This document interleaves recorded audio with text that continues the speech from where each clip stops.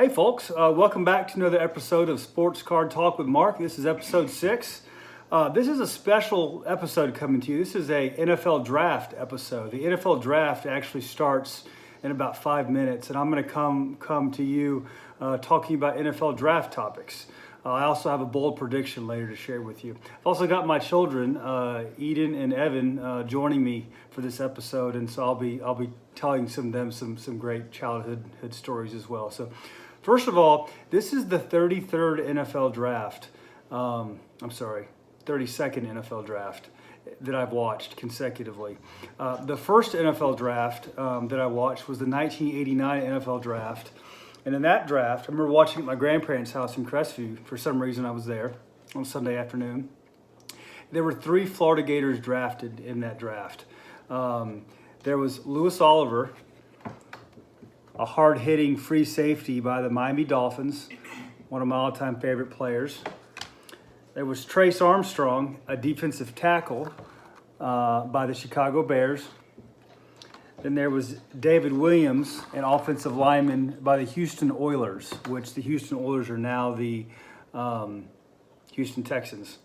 They went from the Oilers to the Tennessee Titans, then there's a new franchise, Houston Texans. So anyway, those were 3 Florida Gators drafted then, and pretty cool draft. And that's the year the draft got really big on TV, as far as I can tell. In that same draft, there's a real stud. Went number 2 overall, really big offensive tackle, really fast, really hyped up, big time athlete, guy by the name of Tony Mandrich. You ever heard of him? Probably not. That's because he was a flop, probably the biggest flop in the history of the NFL draft, some say. He was supposed to be incredible. He was basically drafted based on hype, and it turned out that he was a fake. He had some issues going on in life, and that made him a little bit better than what he should have been. And he ended up being a flop and barely ever played in the NFL. What I'm going to do now is I'm going to go through some of my all-time favorite football cards or my all-time favorite players as a kid. This is my all-time favorite, Dan Marino. Okay, played for the Miami Dolphins. His first year was 83. This is his 1986 McDonald's card. Kind of a rare card, hard to find. It's probably worth about $5 or $10. You see that, kids? Pretty cool, right? Don't scratch that off, because if you do, you probably won't win a Big Mac because it's expired and because they'll take away the value of this card. But let me tell you about Dan Marino, why I liked him. You've got to recognize greatness. He had a quick release. He was a great passer. He set the all-time NFL record for 5,084 yards thrown in the 1984 season. That record stayed for a long time until it was finally broken by, I think, Drew Brees. But Dan Marino was an incredible quarterback for the Dolphins. My prediction in this NFL draft is that Tua Tagovailoa will go to the Miami Dolphins, and he will be the next Dan Marino. That's my prediction. I am the opposite of an Alabama fan, but I can't help but recognize greatness. He is a pure passer, and I think he's going to be an incredible quarterback for the Dolphins. So that's my bold prediction, that he'll go pick number 5 to the Dolphins. You heard it here first. This is my next favorite player growing up, Eric Dickerson. Look at those cool goggles. And kids, let me tell you why I like him. Evan, are you listening? Yeah. Why I like him, those are called rec specs. See those goggles? Those are called rec specs. And I was blind back in the day, and when I played football, I had to wear the exact same goggles. So I thought that was super cool. I would get hit sometimes, and my lenses would pop out, and I'd be trying to find them on the football field. But Eric Dickerson, that probably never happened to him, because he would do the hitting. He was a pounding running back that was very fast and elusive, and he was swift. He was a tall running back, about 6'3", kids, which is actually pretty tall for a running back. He set the record for 2,184 yards rushing in the 1984 season. That is a record that still stands today. Now, most records are made to be broken, but not this one. He ran for 2,184 yards in 84, and that stands till today. But love Eric Dickerson, one of the all-time great running backs. Another favorite player of mine was Irving Fryar.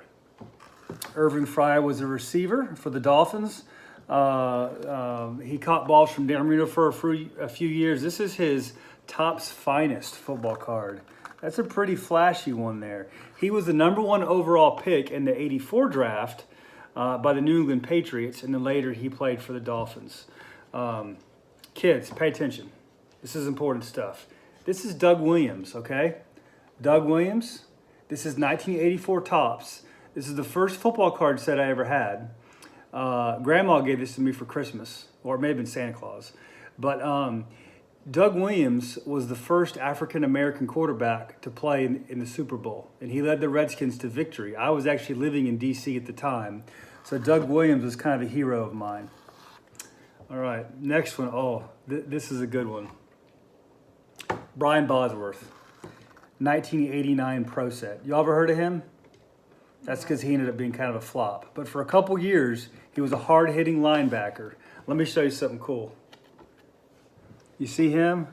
That picture? He was a stud. You see that? He was a stud.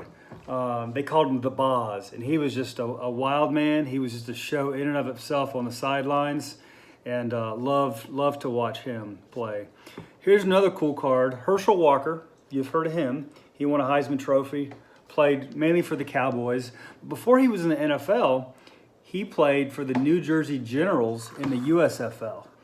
This card used to be worth probably $100. Now it's probably worth like $2. But this is a really cool card. I used to really like Herschel Walker. He was really big and fast. And a fun fact for about him, he didn't lift weights. He did a bunch of push-ups. He does like 1,000 push-ups every day, and that's how he stays in shape. Another one for you, Brett Favre. You've probably all heard of him.